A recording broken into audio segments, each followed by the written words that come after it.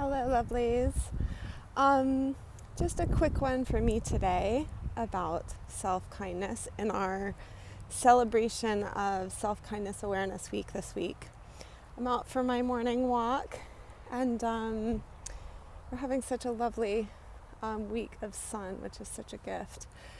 But the thing I wanted to say to you all today is really simple, and that is to trust the whisper in your head that has brought you here, that is the reason you're listening to self-kindness stuff and Chat for Me.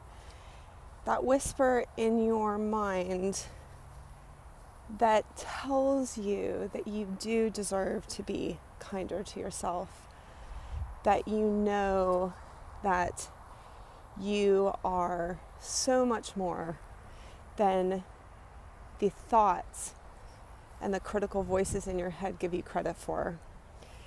And there's so many things that we're trained to think and trained to tell ourselves, trained that this is the right way of being. And so we repeat those voices in our heads, and we repeat those standards, and we repeat those expectations for ourselves, and we repeat those beliefs about ourselves, and we repeat, I've come across a spider web, I'm going to go the other way. We have these voices running in our head, and we think that these voices are true. And the more that we watch them, the more that we realize that we've acquired these voices from outside ourselves. But there's a whisper that's so much quieter than these voices. And it's the whisper that compels you to come to things like this, compels you to come back to who you really are. And this voice, this whisper, it's almost like it's not even words, it's like an intuition, it's just a feeling that it could be different for you, and it could be, you could be kinder to yourself, and maybe things would be better, maybe you'd feel better, and maybe everything wouldn't fall apart, maybe everything would be easier, maybe things would flow, but you just need to know how to do that. So for me, I see so much about self-care, so much about this me time, and I'm all for it. I think it's all great. But what I see is that so often all of this self-care is we're trying to give little doses that just provide sort of momentary relief. They don't really transform our patterns to make things kinder, more careful in the long run.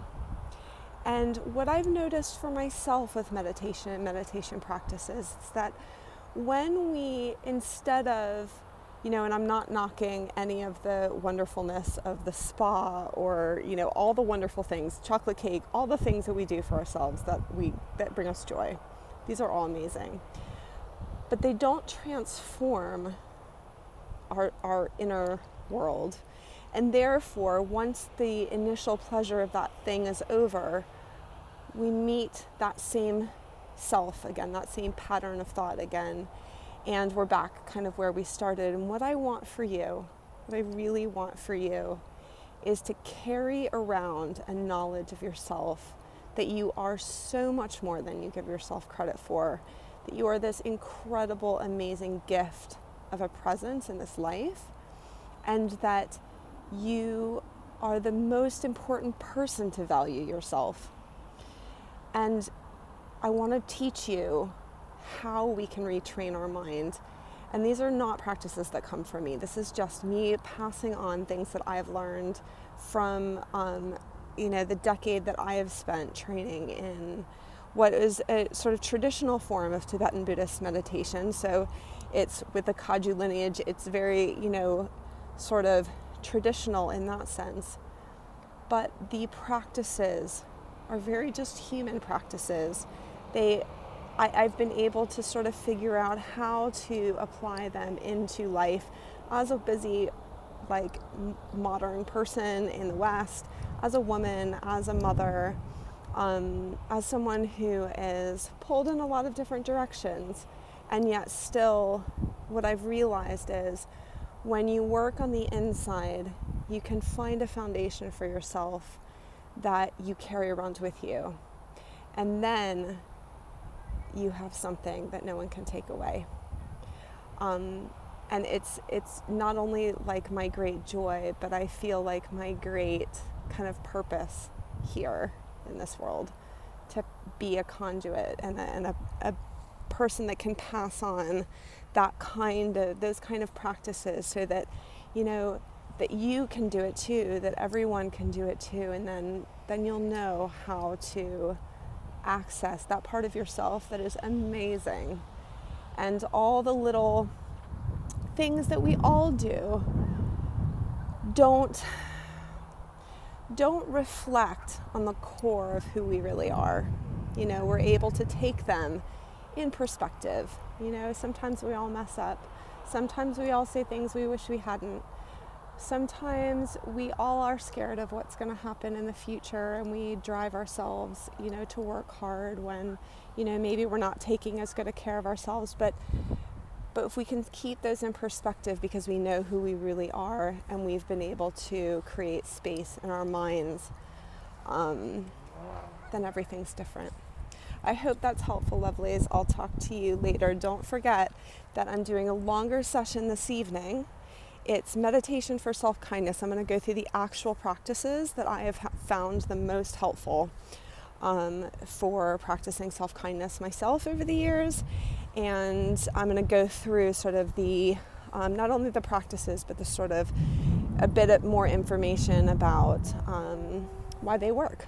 So that's, if you're in the UK, that's at 7 p.m. If you're in the US, that's 2 p.m. Eastern Standard Time. And it's absolutely free. I just need to know where to send the Zoom link. So if you tap the link either on Instagram in my bio and follow that link and put your email in so I know where to send it, or if you're seeing this on Facebook, then there's a link in this post. And you just tell me where you want me to send the Zoom link, and I'll see you this evening. Lots of love.